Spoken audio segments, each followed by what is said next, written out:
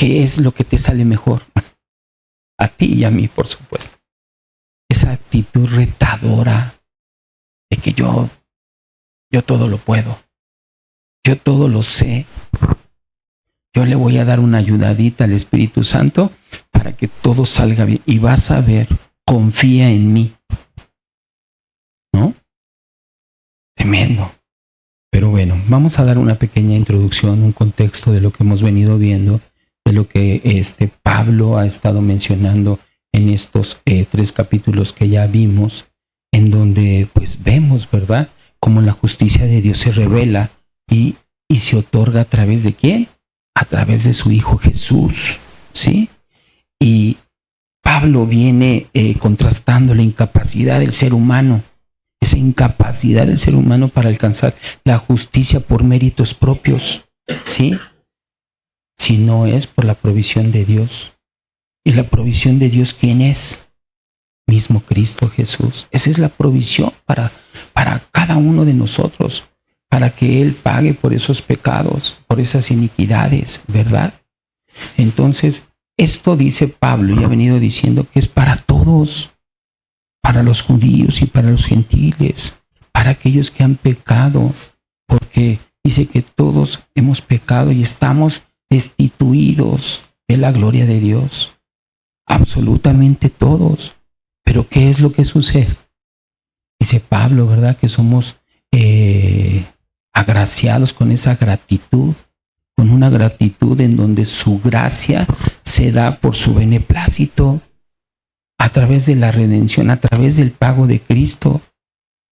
¿Qué fue lo que hizo Cristo? Pues pagó en esa cruz tus pecados y mis pecados, porque Él era quien podía cumplir perfectamente la ley. Y Él mismo se ofrece como sacrificio, como un sacrificio expiatorio. Sustituye. Él se pone por ti, se pone por mí. ¿Has visto cuando una persona aboga por ti? ¿Y cómo te sientes?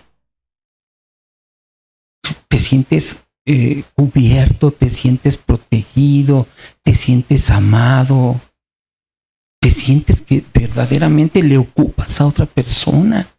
Es más, te puedes sentir hasta agradecido de que tú no estando, esa persona abogó por ti. Sin hacer absolutamente nada, esa persona aboga por ti, ¿sí? Entonces nos está diciendo Pablo que nada que nosotros podamos hacer va a suplir, ¿sí?, lo que Dios, la justicia que Dios anhela, sino que esa misma justicia la cumple la fe, esa medida de fe que Dios te dio, esa medida de fe que está en Jesús. Y esa justicia es para todo aquel que en Él cree. No hay distinción.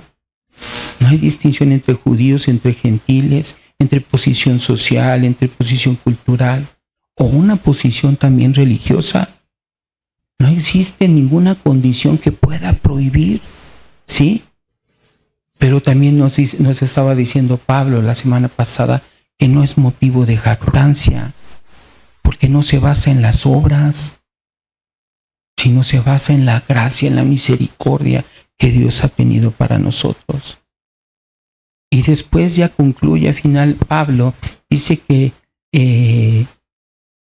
la ley no está invalidada, sino que la fe la confirma, que son dos cosas diferentes. ¿Sí? Ahora sí, abre tu Biblia. Vamos al capítulo 4 de Romanos.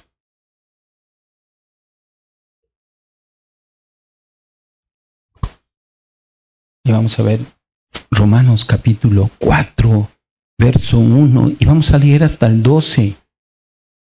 Decía yo hace rato en la mañana en el discipulado que nosotros, dice, ¿de qué manera interpretas tú la palabra? Nosotros no interpretamos la palabra. Nosotros observamos la palabra. La escudriñamos. Y primero observamos y a través de la observación visualizamos qué es lo que dice Dios. porque toda la Escritura es inspirada por Dios, que nos enseña, que nos redarguye, que nos corrige, que nos instruye en justicia. Entonces, la palabra al observarla se interpreta por sí sola. Después de esta interpretación, lo que nosotros hacemos es ver de qué manera el Señor habla a tu vida conforme lo que estamos leyendo. Y una vez que entendamos lo que dice la Escritura, lo vas a poder llevar a cabo en tu vida. ¿Qué es lo que te está hablando a ti en ese momento? Ciertos pasajes o toda la Escritura. Una vez que identifiquemos qué es lo que está hablando a tu vida, entonces el siguiente, para cerrar el círculo, si lo quieres ver así, para poder cerrar ese círculo, entonces tenemos que llevarla a la práctica. Porque sin la práctica solamente seríamos como, pues con mucho conocimiento. Sí, tienes mucho conocimiento, padre, chido por ti. Pero si no la aplicas, no has conocido la verdadera palabra. ¿Sí? Entonces, vamos por favor a Romanos capítulo 4, verso 1, si son tan amables.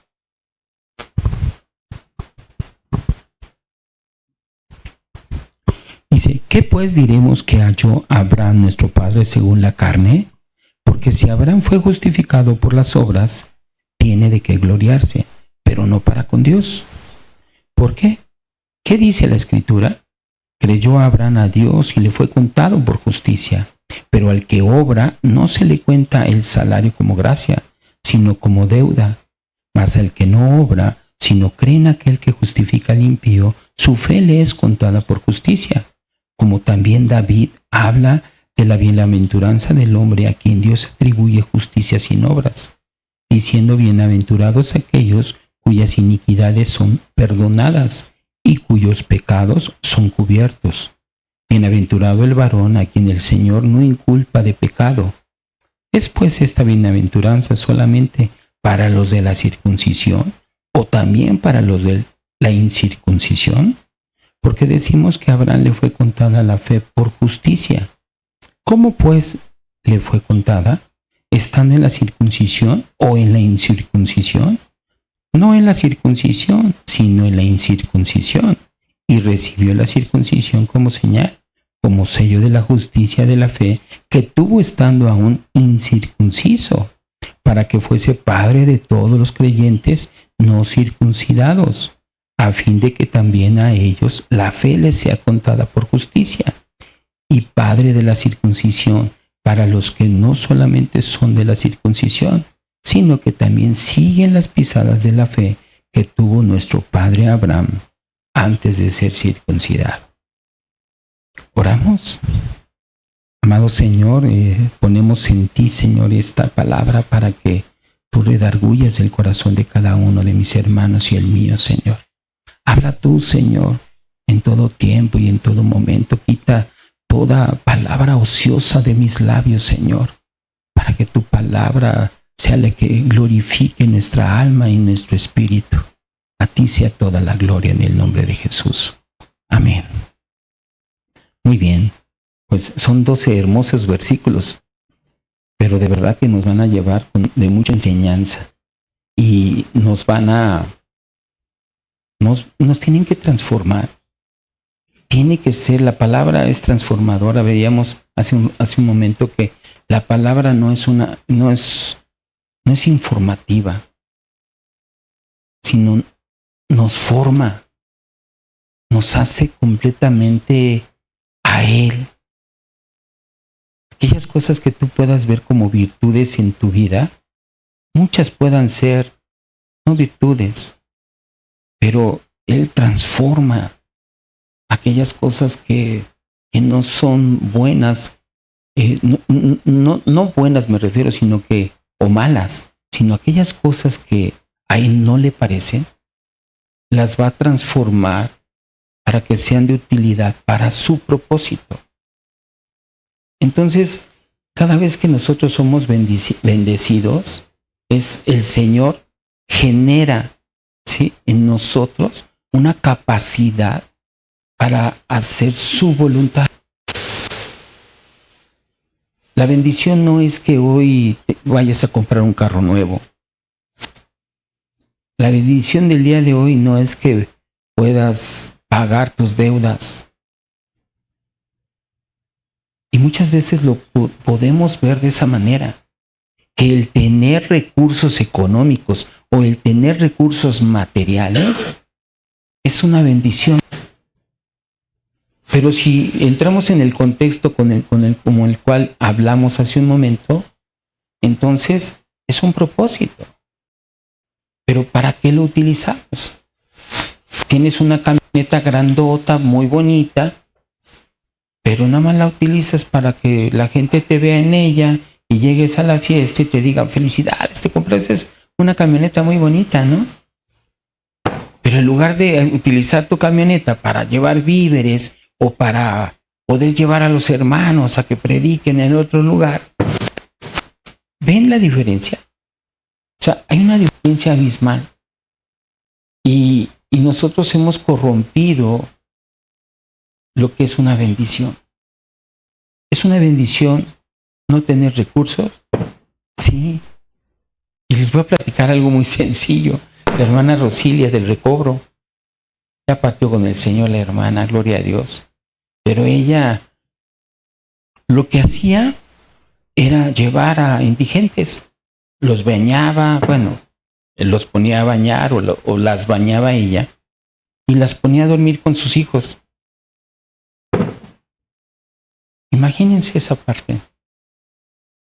Entonces sus hijos, por testimonio de un hermano, de José, me atrevo a decir su nombre, es un hermano en la fe, dice que él se ponía a orar para que no le hiciera nada el que había llegado a dormir.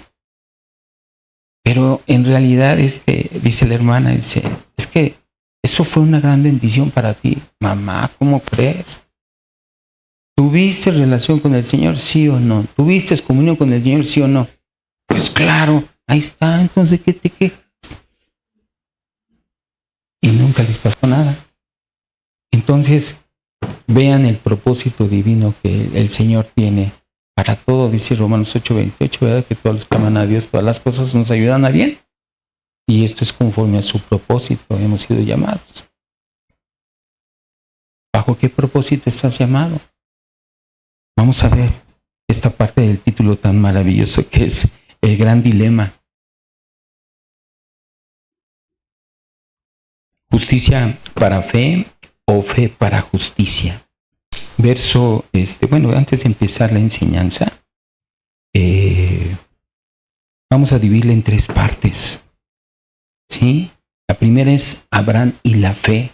Vamos a conocer de Abraham cómo fue un hombre de fe. ¿Por qué es que venimos de ese padre, de nuestro padre en la fe? ¿Sí? Del 1 al 5. Del 6 al 8 vamos a ver la bienaventuranza, David, sí, y la bienaventuranza. Y Pablo va a poner estos dos ejemplos, tanto en Abraham como David. Ay, nomás para darnos un quemón, ¿verdad? Nada más Abraham y David. Y pues por supuesto, hoy en día se está llegando a las conclusiones. Vamos a ver esa conclusión que viene del versículo 9 al 12. ¿Sí? ¿Cuál es la conclusión a la que llega Pablo a través del Espíritu Santo con esta carta a los romanos?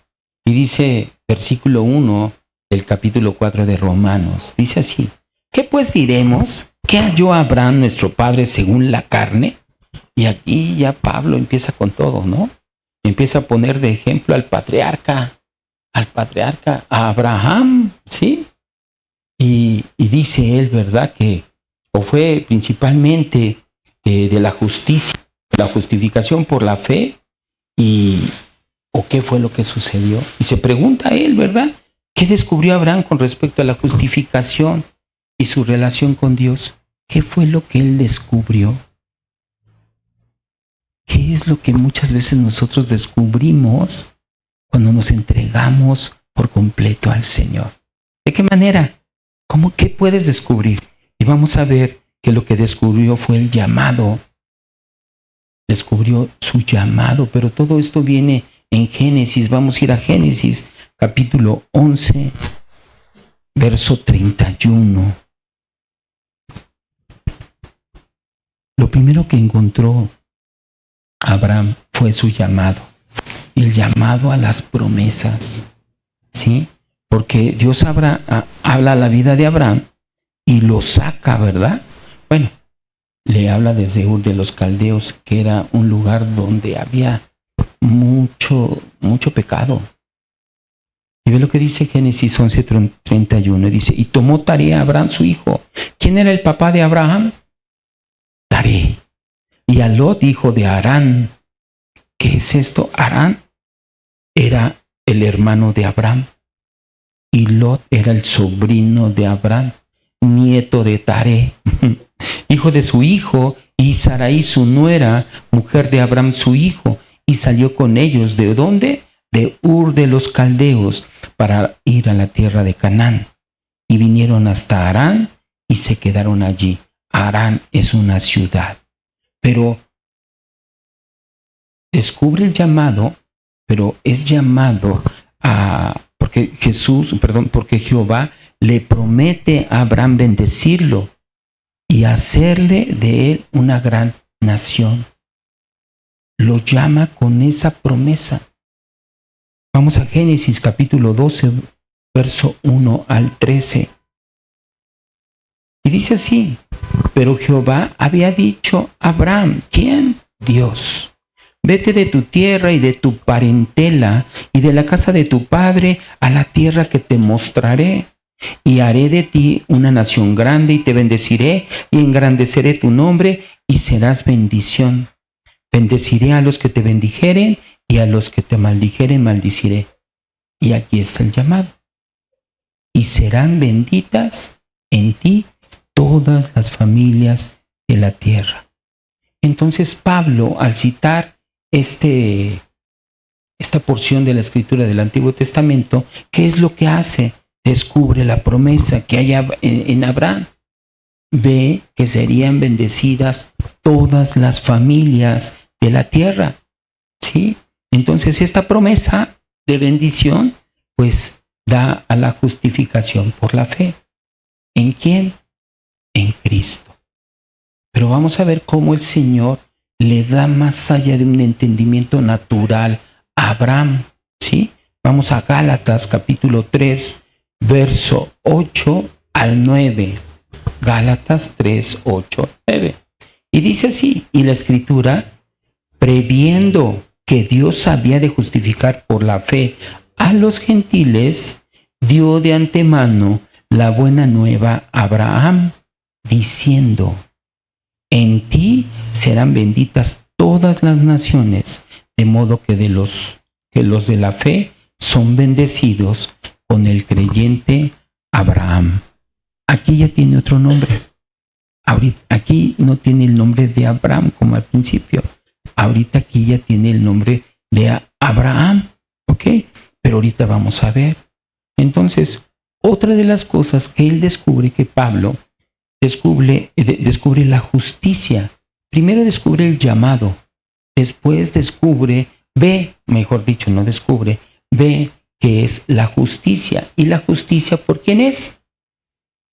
Por la fe que Dios nos ha dado, ¿verdad? ¿Por qué? Porque en esa justicia Abraham obedeció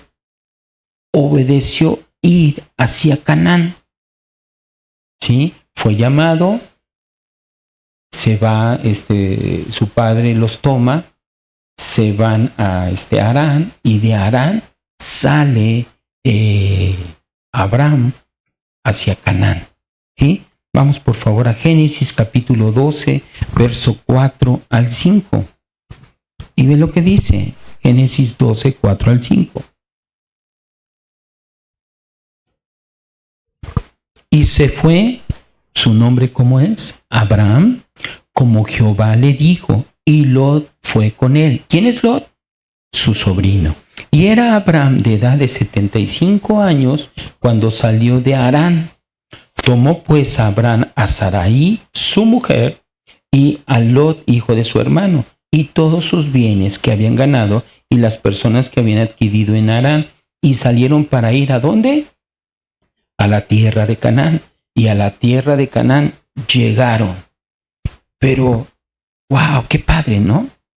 Ya encontró el llamado, de alguna manera ya encontró esa justicia por la fe, ya recibiste a Cristo en tu corazón, todo. Pero ahora viene la travesía. Empiezan a haber ciertas condiciones que no le van a favorecer y empieza a ser probada la fe de Abraham. Ve, vamos por favor a Génesis capítulo 12, verso 10. Lo primero que enfrenta Abraham, una vez de ser llamado y de haber sido justificado por la fe, esto es lo que encuentra Abraham. Hubo entonces hambre en la tierra, y descendió Abraham a Egipto para morar allá, porque era grande el hambre en la tierra. Lo primero que se encontró cuando recibe, cuando ve ese propósito, cuando ve ese llamado, es hambre. Pero no solamente eso, sino que empiezan a haber problemas en la vida familiar. Y ve lo que dice. Vamos a Génesis capítulo 13, verso 5 al 9. Para aquellos que dicen, no, a mí no me gustaría ser cristiano, no me gustaría ser creyente. ¿Nuestra fe tiene que ser probada? Sí. Pero ve cómo el padre de la fe también tuvo inconvenientes. Dice, también Lot, que andaba con Abraham, tenía ovejas, vacas y tiendas, y la tierra no era suficiente para que habitasen juntos, pues sus posesiones eran muchas y no podían morar en un mismo lugar. Y hubo contienda entre los pastores del ganado de Abraham y los pastores del ganado de Lot, y el cananeo y el fereceo habitaban entonces en la tierra. Entonces Abraham dijo a Lot, no haya ahora altercado entre nosotros dos, entre mis pastores y los tuyos, porque somos hermanos. ¿No está toda la tierra delante de ti? Yo te ruego que te apartes de mí. Si fueres a la mano izquierda, yo iré a la derecha. Y si tú a la derecha, yo iré ¿hacia dónde? Hacia la izquierda. Fíjate nada más cómo Abraham, por el contacto que tiene con el Señor, no se queja. Da solución. Sabe la problemática que él está. Y yo creo que aunque le dolió separarse de Lot, tuvo que hacerlo. Porque los que venían de cada quien se estaban ya peleando. Entonces es cuando el Señor opera en la vida de Abraham, y es donde Abraham empieza a creerle a Dios. Por eso es que dice que Abraham fue contado como justicia. ¿Sí? Vamos por favor a Génesis capítulo 15, verso 1 al 7. Pero vemos que aquí Abraham empieza a tomar decisiones drásticas, pero acertadas. No se queja, pero vienen problemas. ¿No te han venido problemas estando en la fe? ¿No te han venido desaciertos, confusión, cosas raras? Esas cosas raras se quitan una vez que tú te profundizas en la palabra. Dice Génesis 15, 1 al 7. Después de estas cosas vino la palabra de Jehová a Abraham en visión, diciendo, no temas, Abraham. Yo soy tu escudo, y tu galardón será sobremanera grande. Y respondió Abraham, Señor Jehová, ¿qué me dará siendo así que ando sin hijo? Y el mayordomo de mi casa es de Damaseo, Eliezer. Dijo también Abraham, mira que no me has dado prole, no he tenido hijos. Y he aquí que será mi heredero un esclavo nacido en mi casa. Luego vino a él palabra de Jehová diciendo, no te heredará sino un hijo tuyo será el que te heredará. Y lo llevó Y lo llevó fuera y le dijo, mira ahora los cielos y cuenta las estrellas, si las puedes contar. Y le dijo, así será tu descendencia. Y aquí lo que nos importa también. Y creyó a Jehová. ¿Qué fue lo que hizo Abraham? Creyó a Jehová y le fue contado por justicia. Y le dijo, yo soy Jehová, que te saqué de Ur de los Caldeos para darte a heredar esta tierra. Entonces, ¿qué fue lo que vemos aquí? Que Abraham creyó en la promesa de Dios. Pero en esa promesa de Dios, cree en la obra redentora que venía siendo Jesucristo. Creyó, pero creyó en esa redención. ¿Sí? La tercera que él ve, ¿sí?, de lo que Pablo está explicando, es que cree en la promesa. ¿Sí? ¿Cuál es la promesa? La simiente. ¿Cuál es su simiente? Esa descendencia de Abraham. Porque esa descendencia de Abraham sería la bendición para todas las naciones. ¿Y a quién crees que se está refiriendo Abraham? O mejor dicho, también Pablo, a Cristo. Vamos por favor a Génesis capítulo 22, verso 17 al 18. Y dice, de cierto te bendeciré y multiplicaré tu descendencia como las estrellas del cielo y como la arena que está a la orilla del mar, y tu descendencia poseerá las puertas de sus enemigos. Y aquí está esta clave. En tu simiente, serán benditas todas las naciones de la tierra, por cuanto obedeciste a mi voz. Encuentra la promesa, obtiene la promesa, pero obtiene la promesa porque ha sido fiel, porque ha venido observando la palabra de Dios, porque ha estado escuchando la palabra de Dios, ¿sí? Y dice que su simiente, y esa simiente, Pablo especifica, ¿verdad?, a los Gálatas, que es Cristo Jesús. Vamos por favor a Gálatas capítulo 3, verso 16. Ahora bien, a Abraham, aquí en el Nuevo Testamento ya tiene nombre diferente, ¿verdad? Y se fueron hechas las promesas, y a su simiente. No dice, y a las simientes, como si hablase de muchos, sino como de uno, y a tu simiente, la cual es Cristo. Abraham tuvo varios hijos, no solamente tuvo a Isaac o a Ismael, tuvo a más hijos. Pero Jehová le dio un entendimiento, Dios le dio un entendimiento para que reconociera que esa simiente era Cristo, nuestro Redentor. Impresionante, ¿no? Cómo es que el Señor obra en la vida de aquellos que le creen. Ahora, el cuarto, ya vimos el llamado, ya vimos la justificación, ya vimos el creer en Cristo. Ahora, ¿qué es lo que viene? Esa visión espiritual.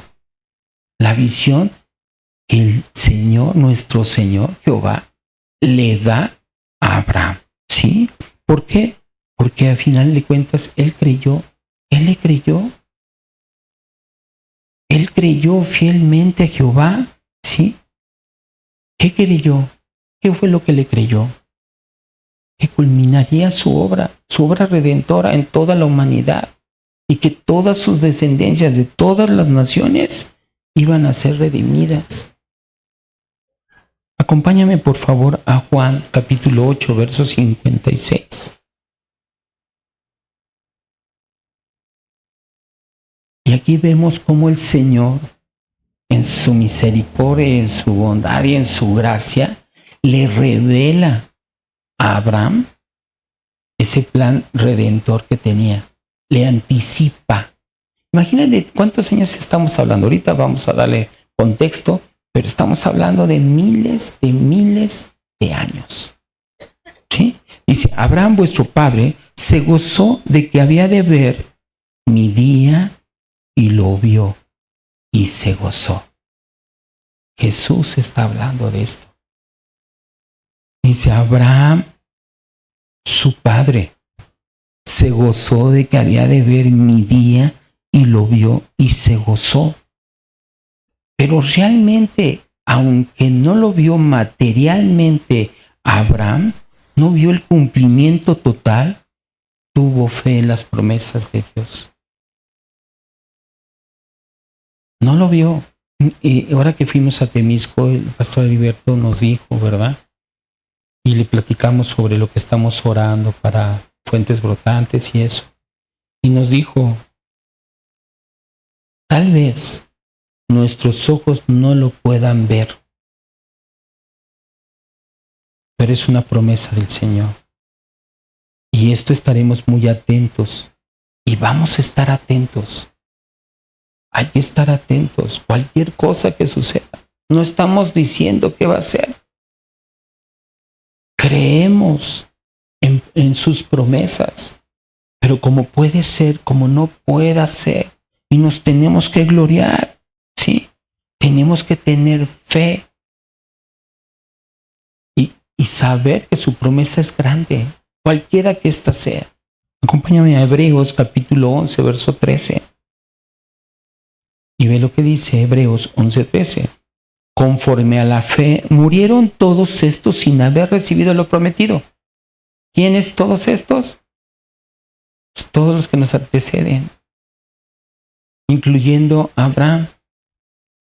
Sino mirándolo de lejos y creyéndolo y saludándolo y confesando que eran extranjeros y peregrinos sobre la tierra. ¿Qué es lo que tenemos que hacer nosotros? Confiar en las promesas de Dios, pero a través de su Hijo Jesús. Aunque, fíjate, Abraham no conocía todos los detalles, su fe apuntaba a Cristo. ¿A dónde apunta tu fe hoy en día? ¿A la de tu esposa? ¿A la de tu esposo? ¿A la de tus hijos? ¿O hacia dónde está apuntalada tu fe? Porque él sabía que era para todas las naciones, para toda su familia, ¿sí? Y el único que iba a justificar y dar la justificación, o podría ser justificado, era por medio de la fe. La fe en Cristo. Entonces, para nosotros, este ejemplo pues debe de ser de edificación. ¿Por qué? Porque Abraham cumplió perfectamente. O sea, cumplió en el aspecto de creer, de depositar su confianza en Jehová. Depositó su confianza porque se le había revelado que iba a venir la fe, ¿sí? La fe en Cristo Jesús. Entonces, ¿cuál fue el resultado? Que fue el resultado que su fe era para justicia. Le fue revelada la fe y eso fue lo que le justificó. ¿Sí? Vamos al versículo 2.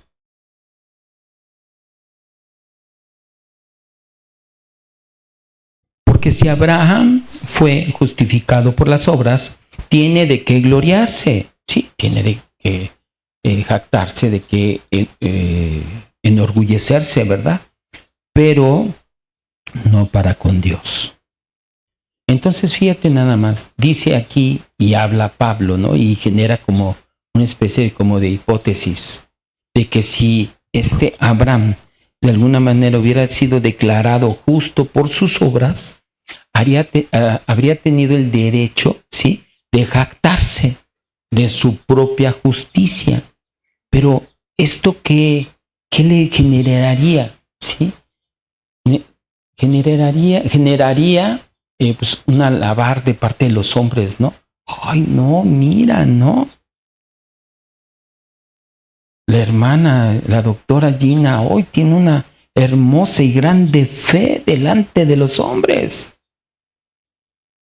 Pero ella se da cuenta que no es por obras, no son por sus obras, no es porque venga a la iglesia, no es porque esté en el discipulado,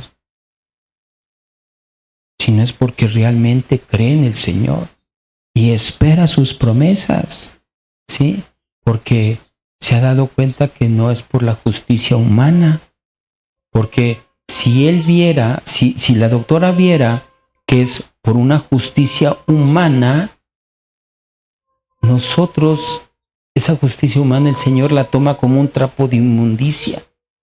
Y sabemos lo que significa un trapo de inmundicia, ¿verdad? Vamos por favor a Isaías capítulo 64, verso 6. Vamos a leer una parte.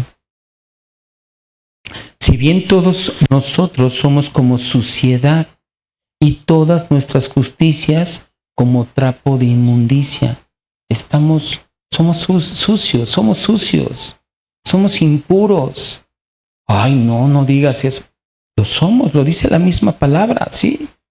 Porque las obras del ser humano no son suficientes para poder cumplir con los estándares de la justicia de Dios.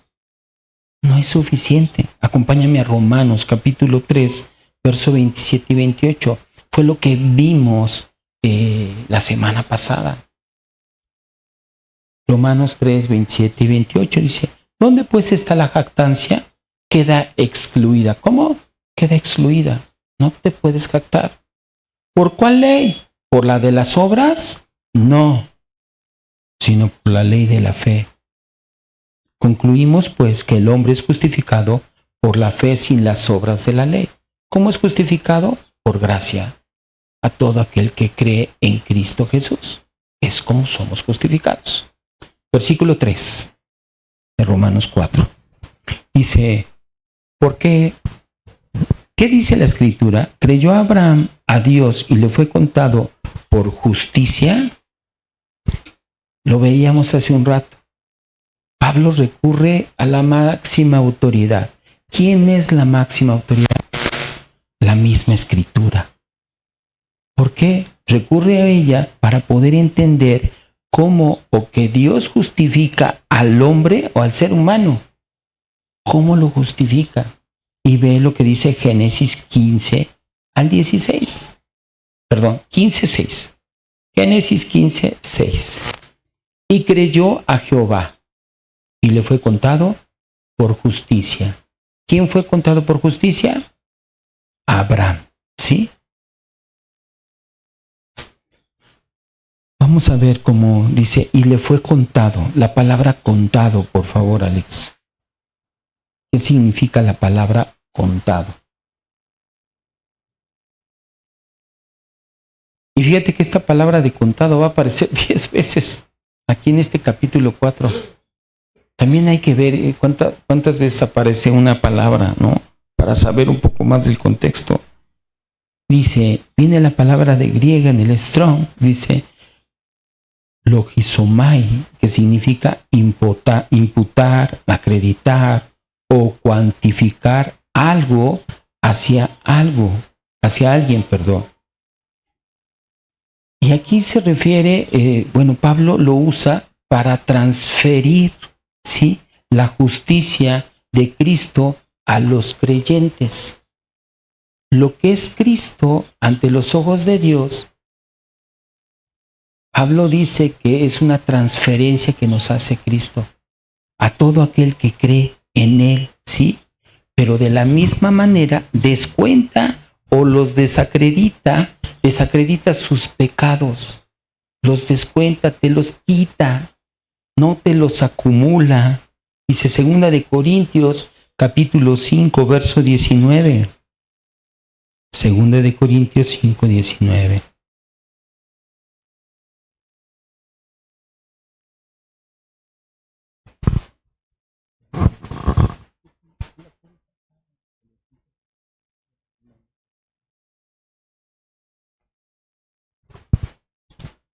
Dice que Dios estaba en Cristo reconciliando consigo al mundo, no tomándoles en cuenta a los hombres sus pecados, y nos encargó a nosotros la palabra de la reconciliación.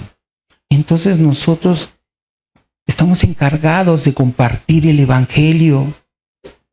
¿sí? Y en el momento de compartir el Evangelio, ¿en qué nos ayuda o en qué nos favorece? ¿Sí? Nos favorece en que nosotros podemos hablar y decir que esa deuda está pagada. La deuda de nuestros pecados está pagada por nuestro Señor Jesús. Nos anula esos pecados. Nos pone así, en lugar de estar en saldos rojos, nos pone en un balance de estar en ceros. ¿Sí?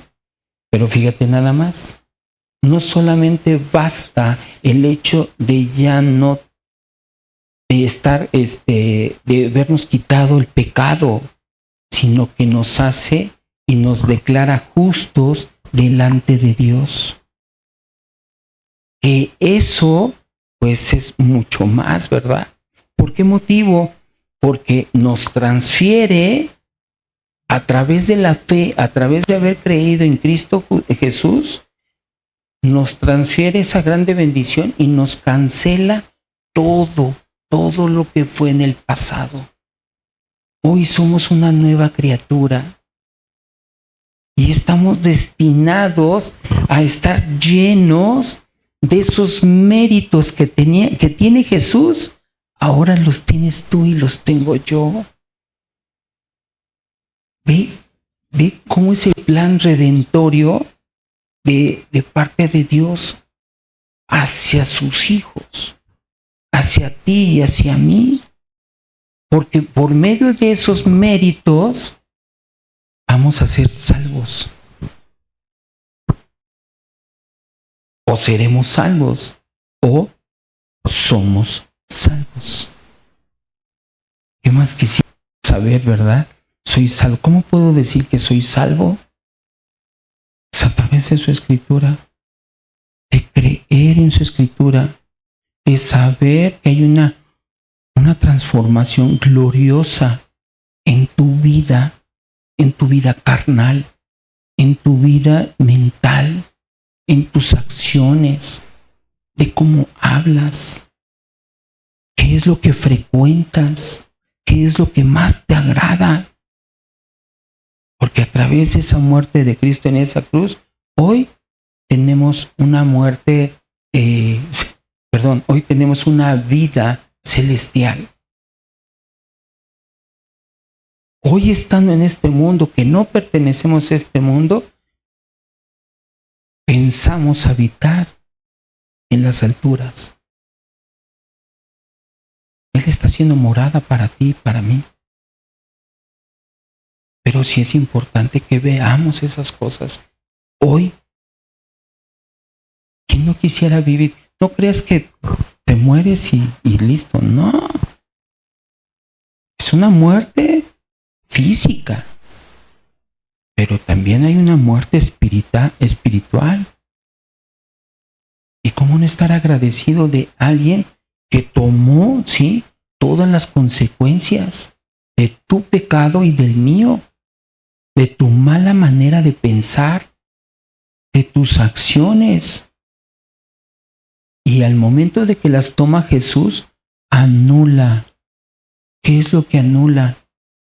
Todo lo que estaba en tu contra. Todo lo que te acusaba. Anula esa parte de estar destituidos de su gloria.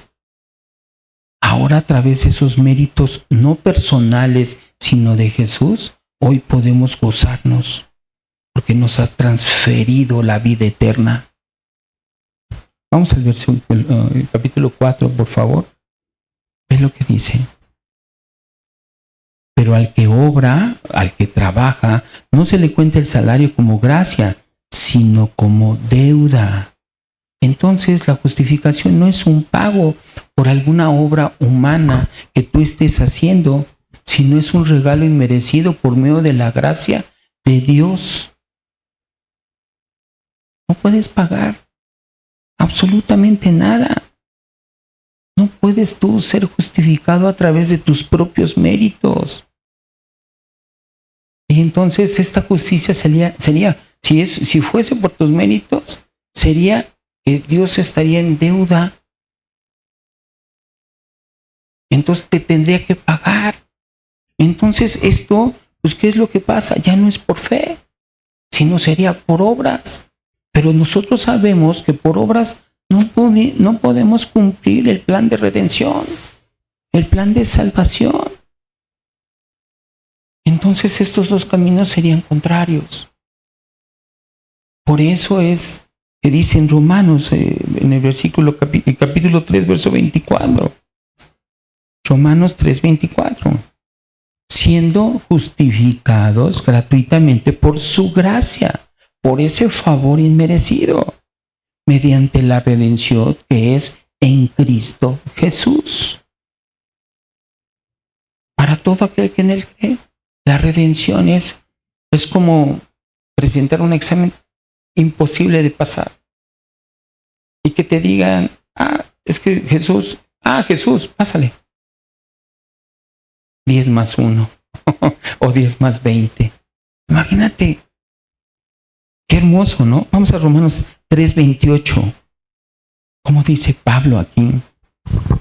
Concluimos pues que el hombre, el ser humano, la raza humana, hombre y mujer, es justificado por fe, sin las obras de la ley. ¿Ok? Versículo 5, por favor, de Romanos 4.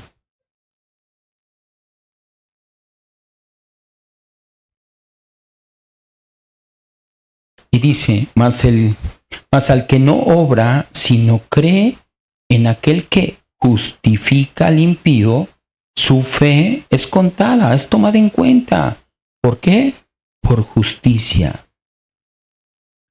El quien decide renunciar, rendirse por cada una de las obras que pueda hacer, es como, yo me rindo, Señor, porque yo en mí no puedo alcanzar la justicia.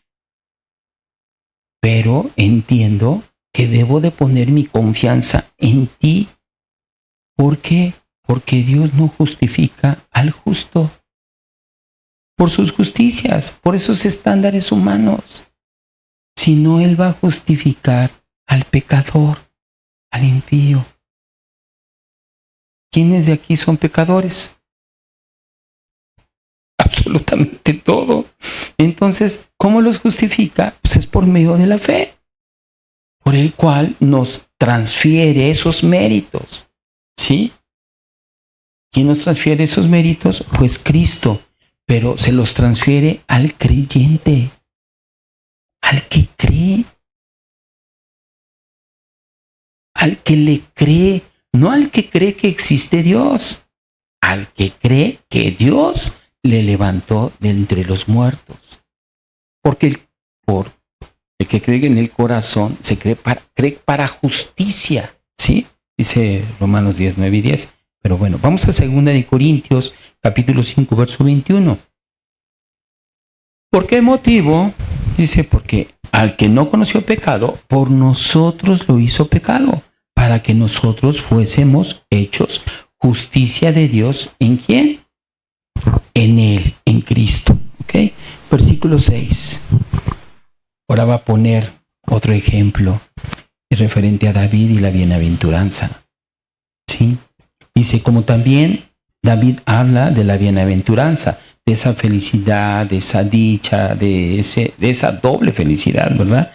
Del hombre a quien Dios atribuye justicia sin obras, sin esfuerzos. Ay, es que yo vengo a la iglesia, yo vengo a discipularme, no te estoy diciendo que eso está mal, no. Todo lo contrario.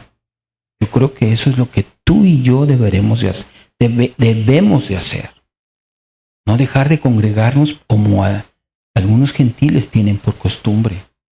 ¿Sí? No dejar de discipularte, porque somos una iglesia discipuladora, somos una iglesia celular, somos una iglesia donde se comparte la palabra verso a verso, donde anhelamos multiplicarnos. ¿Para qué? No para crecer como iglesia, sino para poder llevar el mensaje de salvación. Y me equivoqué.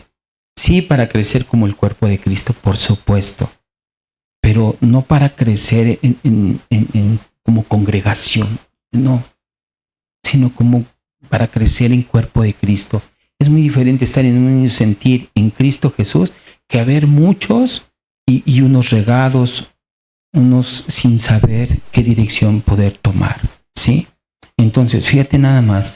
Ahora trae un segundo ejemplo y trae al rey David. ¡Ay, no más!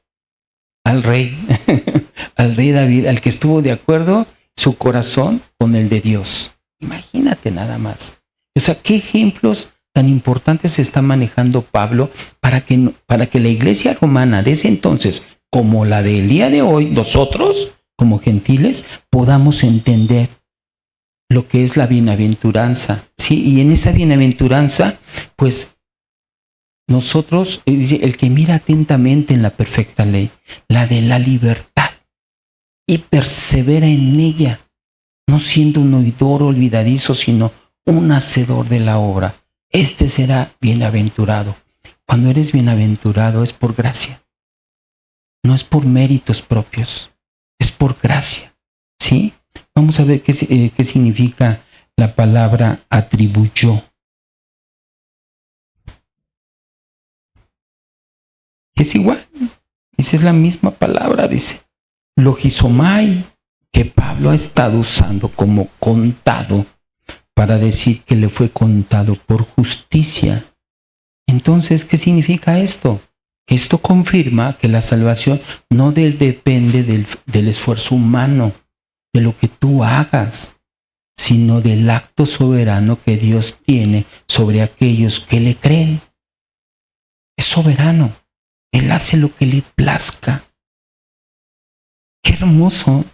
Decía yo, ay Señor, quisiera que pusieras unos hilos así y me dijeras y me guiaras, ¿no? Y cuando estás en la palabra, eso es lo que hace. Lo que hace es que te pone ese cordón umbilical celestial, como decía. Estás en la palabra y te pone un cordón umbilical, porque ya no quieres dar un paso si no es conforme a la palabra. Versículo 7. Y vamos a leer hasta el 8, Alex, si me haces favor. Diciendo bienaventurados aquellos cuyas iniquidades son perdonadas, aquellos pecados, aquellas maldades que una maldecilla ahí sin mucha importancia, pero que queda grabada en porque estamos atesorando la ira de Dios. Nosotros son perdonadas y cuyos pecados son cubiertos, son olvidados. Bienaventurado el varón a quien el Señor no inculpa de pecado. Ay, ay, ay. Y precisamente por eso Pablo cita a David. Y dicen los historiadores que posiblemente David escribió el Salmo 32. Y nos vamos a referir un poco en el Salmo 32 para ver lo que David expresa, le expresa a Dios y le va a expresar un pecado que se tardó en expresarlo, pero sufrió las consecuencias, ¿sí? Pero fue perdonado de parte de Jehová. Vamos al Salmo 32, verso 1, y vamos a leer nada más una parte del 2. Salmo 32. Bienaventurado aquel cuya transgresión ha sido perdonada. Bienaventurado aquel cuya transgresión ha sido perdonada y cubierto su pecado. De parte de Jehová, ¿no? Bienaventurado el hombre a quien Jehová no culpa de maldad, de iniquidad, y cuyo espíritu no hay engaño. ¿Sí? Y todo esto fue porque David en algún momento, cuando estuvo en guerra con los amonitas, se pone en contacto con Joab. Joab era un general de su ejército y pues los manda a conquistar a los amonitas. En esa guerra hay una persona que se llama Urías Hetero. Urías Hetero era un soldado de su ejército, y Urías Hetero tenía una esposa. Esa esposa, dice la escritura, que era muy bella, y su nombre era Betsabé. Entonces David, en lugar de ir con el ejército, pues manda a Joab que era el general, y manda todo su ejército a pelear. Y él se queda en palacio, se queda en Jerusalén. Entonces, pues ahí en palacio, sube en una parte del palacio y alcanza a ver a una mujer que se está bañando. Esta mujer era Betsabé y la ve muy bonita. La manda a llamar y tiene que ver con ella. Entonces ella le regresa la información y dice: ¿qué crees? Que estoy embarazada. Entonces el rey David manda a traer a Urías Heteo para que se quedara con su esposa y para que hiciera la simulación de que el hijo que iba a tener pues era de él. Pero este hombre era un fiel escudero. Entonces le dice el rey David: vete a descansar, vete con tu esposa a tu casa y estate con tu esposa y después te vienes y te das la vuelta por acá. Pero él decide no ir. Él decide quedarse y dice: ¿cómo me voy a quedar aquí mientras que todo el ejército está peleando allá? No, mi rey, tú necesitas que yo esté para cuidarte. Ok. Lo invita a cenar. Y en esa cena, pues lo pone contento y dice: no, pues ahorita se va a ir con la esposa, ¿no? Y le dicen: ¿qué crees? Pues sí se puso contento, pero está aquí cuidando. ¿Cómo? Sí. Entonces hace una cartita, ¿sí? Y en esa cartita le pone al general Joab: ponlo al frente, ponlo con los valientes, para que le den Matarili, exactamente, Teresita, Matarili. Y la carta la llena y se le entrega al mismo Urías. Entonces llega Urías con Joab y le dice: mi señor te manda esto. Lo lee y lo pone al frente. ¿Qué crees que pasó? Lo mataron. Fue fiel hasta la muerte también, ¿no? Al rey. Y el rey David, ¿cómo está? Tramposo, ¿verdad? Engañador. Maquinó. Y pensó que su pecado no lo iba a saber el Señor. Tal vez, ¿no? Esto lo puedes encontrar en 2 de Samuel, capítulo 11. Eso lo puedes ver ahí, lo puedes leer y te va a encantar la historia, ¿verdad? Pero al final de cuentas, David puede ocultar su pecado por un tiempo, como tú y como yo. Lo podemos ocultar por un tiempo. Pero David tenía una inquietud espiritual. No se sentía bien. Y emocionalmente tampoco se sentía bien. Y por eso dicen los historiadores que hizo el Salmo 32. Vamos al Salmo 32, versículo 3, verso 4, pero lo vamos a leer en la Nueva Traducción Viviente.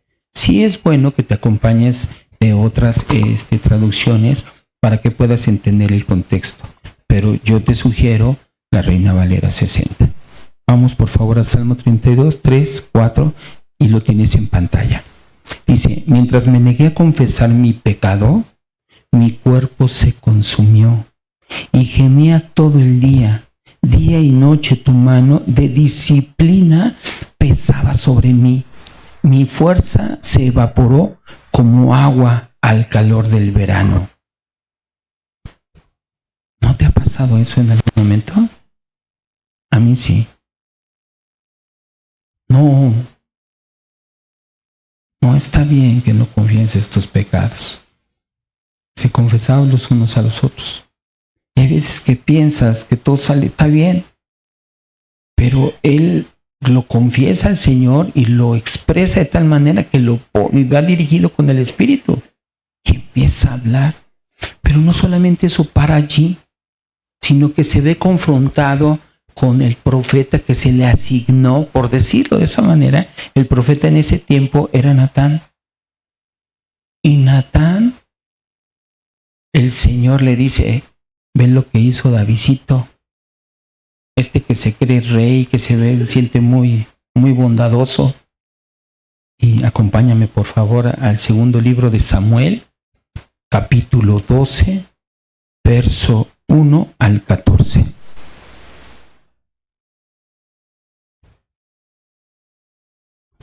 ¿Me regalan tantito? Ya, en una taza. Ya se me secó la boca un poquito. Segunda de Samuel, capítulo 12, verso 1, y vamos a leer hasta el 14. Dice, Jehová envió a Natán a David. Natán era un profeta.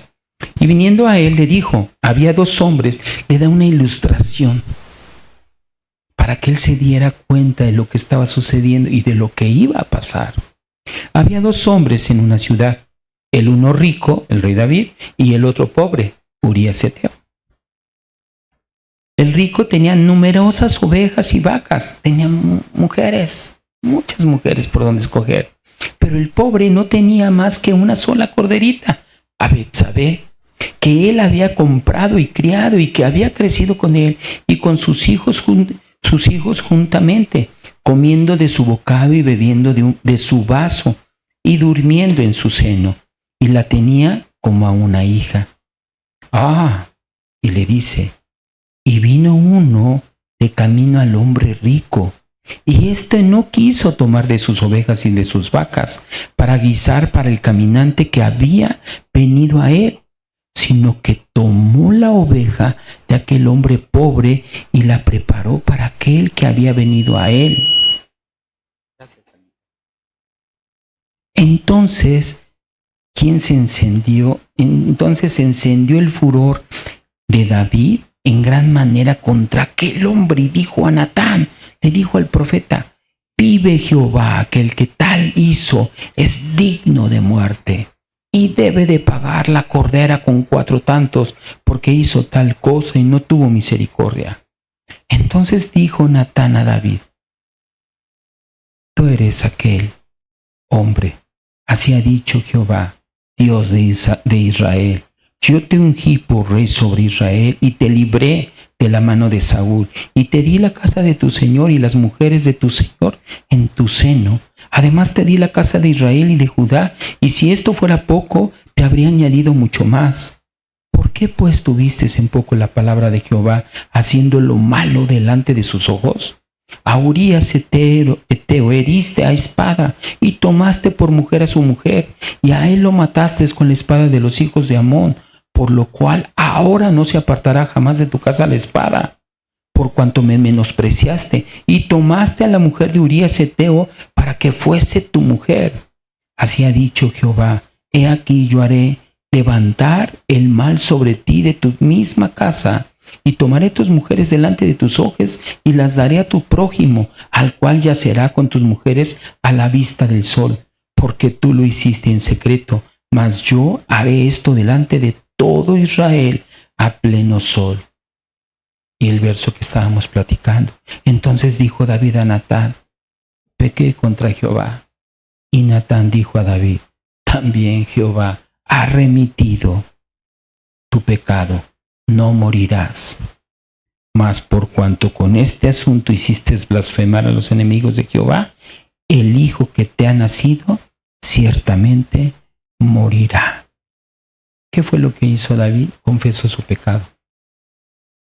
Por eso es que lo pone aquí en el verso 13. Entonces dijo David a Natán, pequé contra Jehová. Y Natán dijo, también Jehová ha remitido tu pecado, no morirás. Y aunque David enfrentó ciertas consecuencias, porque las enfrentó durante toda su vida, recibió el perdón de Dios.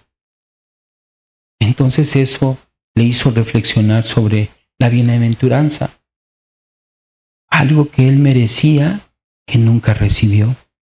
Pero ¿qué fue lo que recibió? Consecuencias. No esperes, o no espero yo, que mis acciones no tengan una consecuencia. Un ejemplo imperdonable, ¿verdad? Pero Dios lo perdonó, pero tuvo sus consecuencias. No creas que no pasa nada. No creas que en nuestras acciones no pasa nada. Siempre va a haber ciertas consecuencias. ¿Ok? Muy bien, versículo 9. Dice, ¿es pues esta aventuranza?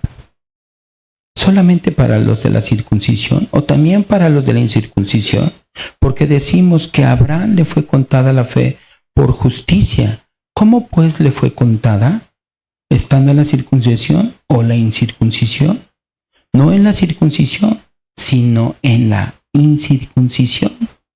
Y recibió la circuncisión como señal, como sello de la justicia, de la fe que estuvo estando aún incircunciso, para que fuese padre de todos los creyentes no circuncidados, a fin de que también a ellos la fe les sea contada por justicia, y padre de la circuncisión para los que no son, para los que no solamente son de la circuncisión, sino que también siguen las pisadas de la fe que tuvo nuestro padre Abraham antes de ser circuncidado.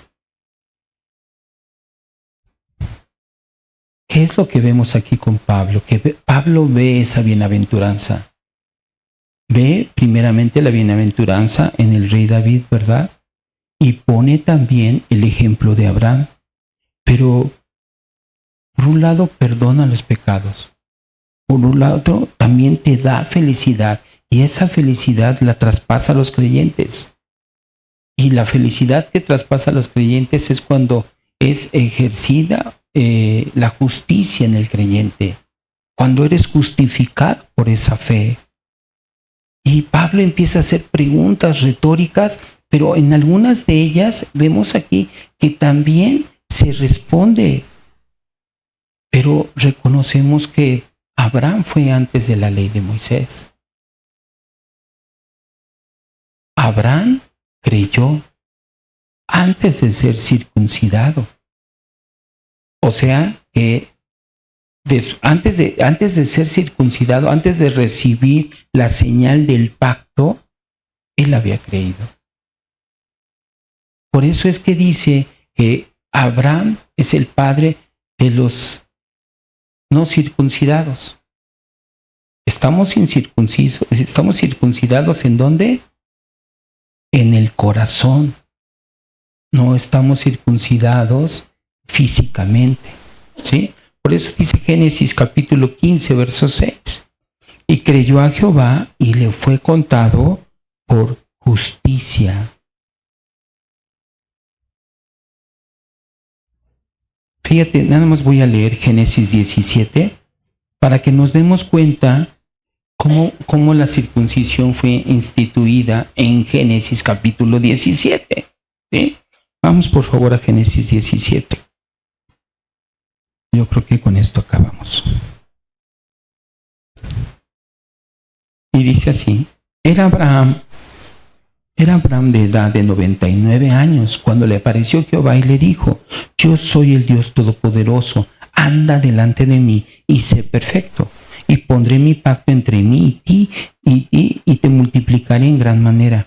Entonces Abraham se postró sobre su rostro, y Dios habló con él diciendo: He aquí mi pacto es contigo, y serás padre de muchedumbre de gentes, y no se llamará más tu nombre Abraham, sino será tu nombre Abraham, porque te he puesto por padre de muchedumbre de gentes, y te multiplicaré en gran manera, y haré naciones de ti, y reyes saldrán de ti, y estableceré mi pacto entre mí y ti, y tu descendencia después de ti en sus generaciones, por pacto perpetuo, para ser tu Dios, y el de tu descendencia después de ti, y te daré a ti y a tu descendencia después de ti la tierra en que moras, toda la tierra de Canaán en heredad perpetua, y seré el Dios de ellos.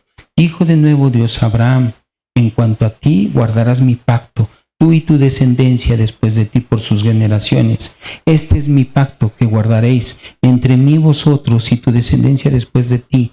Será circuncidado todo varón de entre vosotros. Circuncidaréis pues la carne de vuestro prepucio, y será por señal del pacto entre mí y vosotros. Y de edad de 8 días será circuncidado todo varón entre vosotros por vuestras generaciones, el nacido en casa y el comprado por dinero a cualquier extranjero que no fuera de tu linaje. Debe ser circuncidado el nacido de tu casa y el comprado por tu dinero, y estará mi pacto en vuestra carne por pacto perpetuo. Y el varón incircunciso, el que no hubiere circuncidado la carne de su prepucio, aquella persona será cortada de su pueblo. Ha violado mi pacto. Dijo también Dios a Abraham: a Sarai tu mujer no la llamarás Sarai, mas Sara será su nombre, y la bendeciré y también te daré de ella hijo. Si la bendiciere, y vendrá a ser madre de naciones, reyes de pueblos vendrán de ella. Entonces Abraham se posó sobre su rostro y se rió y dijo en su corazón: a hombre de 100 años ha de nacer hijo, y Sara, ya de 90 años, ha de concebir. Y dijo Abraham a Dios: ojalá Ismael viva delante de ti. Respondiendo Dios: ciertamente será tu mujer, te dará a luz un hijo y llamará su nombre Isaac. Y confirmaré mi pacto con él como pacto perpetuo para sus descendientes después de él. Y en cuanto a Ismael, también te ha oído. He aquí que le bendeciré y le haré fructificar y multiplicar mucho en gran manera. 12 príncipes engendrará y haré de él una gran nación. Mas yo estableceré mi pacto con Isaac, el que Sara te dará a luz por este tiempo, el año que viene. Y acabó de hablar con él, y subió Dios de estar con Abraham. Entonces tomó Abraham a Ismael su hijo, y a todos los siervos nacidos en su casa, y a todos los comprados por su dinero, a todo varón entre los domésticos de la casa de Abraham, y circuncidó la carne del prepucio de ellos en aquel mismo día, como Dios le había dicho. Era Abraham de edad de 99 años, cuando circuncidó la carne de su prepucio, e Ismael su hijo era de 13 años.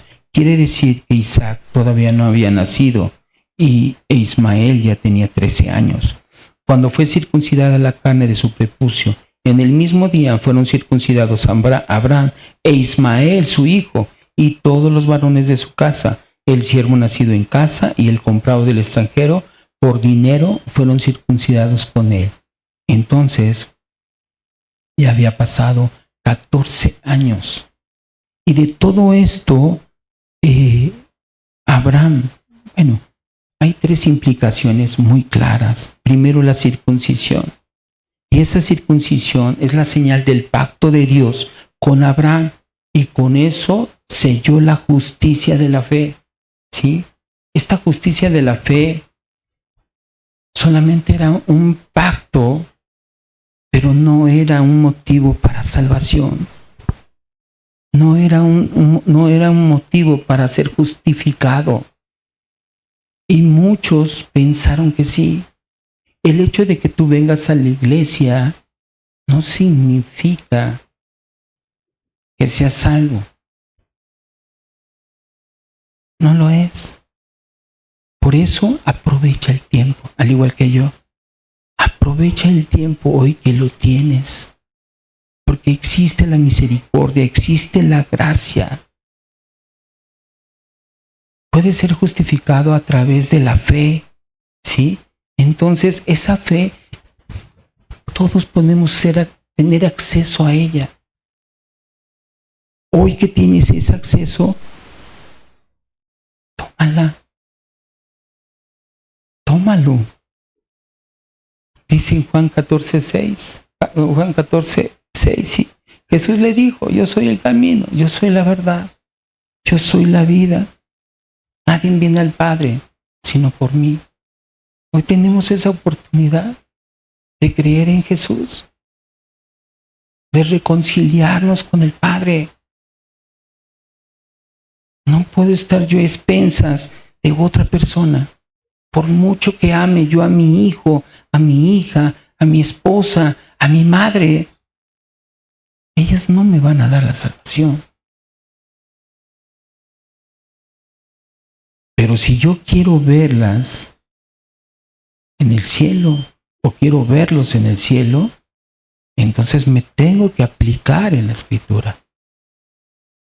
¿Sí? Ok. Oramos. Amado Señor, en esta mañana te seguimos dando gracias por tu bondad, por tu misericordia, porque nos exhortas, Señor, a saber, Señor, que tú eres el camino, que tú eres la verdad. Ayúdanos, Señor, a desarraigarnos de lo que no nos conviene, Señor, de lo que no te agrada. Ayúdanos a identificar esa metástasis interna, Señor, en la cual sabemos, comprendemos, entendemos, pero pareciera que somos más fieles al pecado, somos más fieles a las cosas que no nos ayudan a bien. Por eso perdónanos, Señor. Sé tú obrando en nuestras vidas. Sé soberano, Señor. Ayúdanos a entender esa soberanía de tu parte para que podamos comprender lo tan valioso, Señor, que es saber y reconocerte, Señor. No ser ignorantes. No caminar en este mundo inconscientemente, sino caminar en este mundo consciente, Señor, de lo que está sucediendo, de lo que está pasando. Ayúdanos, Señor, a ya no ser esos hombres de doble ánimo. Ayúdanos a perseverar, a ser valientes, a honrar, Señor, tu nombre, a enamorarnos de ti constantemente, minuto a minuto, Señor, segundo a segundo, y que tu Espíritu Santo siga siendo el que redarguya nuestro espíritu, que nos haga ver, Señor, lo tan importante que es tener ese conocimiento para no perecer, para que nuestras descendencias, Señor, también podamos verla en ese paraíso, en esa morada que estás haciendo para cada uno de los que creen en ti. Y síguenos perdonando, Señor, porque muchas veces, aún sabiendo que es malo para nosotros, lo seguimos haciendo, Señor.